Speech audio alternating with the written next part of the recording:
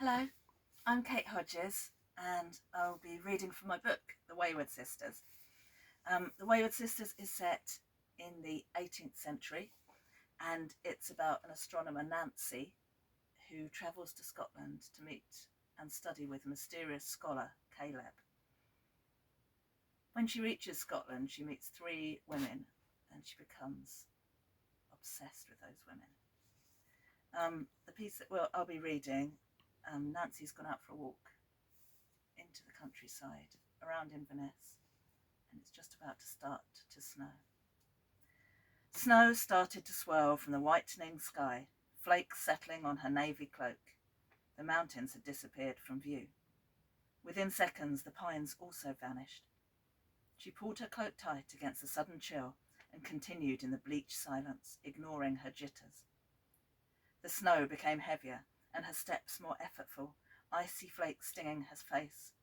It was but a few steps to the hillock, she was sure, yet reaching it seemed to take forever.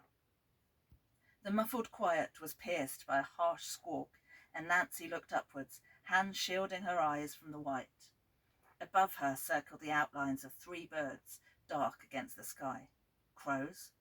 She stopped and stared upwards at the trio, their wings spread wide like bony fingers. Nancy shook her head. She knew they posed no threat, yet felt a faint rising alarm in her throat. The black silhouettes spiraled closer, and she tilted her head back, mesmerized. They became a little more sinister with every movement, their cawing growing louder and louder. Nancy felt rooted to the spot, her unease growing. Logic told her that these creatures channeled no emotion, brooked no argument, yet they seemed to be eyeing her with intent. Lower and lower they circled, until their wings almost brushed the top of her head. Nancy wanted to run, but found herself frozen with fear. There was something about their tattered shapes, their cruel beaks, and the gleam in their black marble eyes that brought to mind the women she'd seen standing at the gates of Blackthistle the night before. Her hood fell back from her head, the birds' ragged cries raging in her ears. Their heavy, flapping wings beat closer, sending tattered black gusts across her face.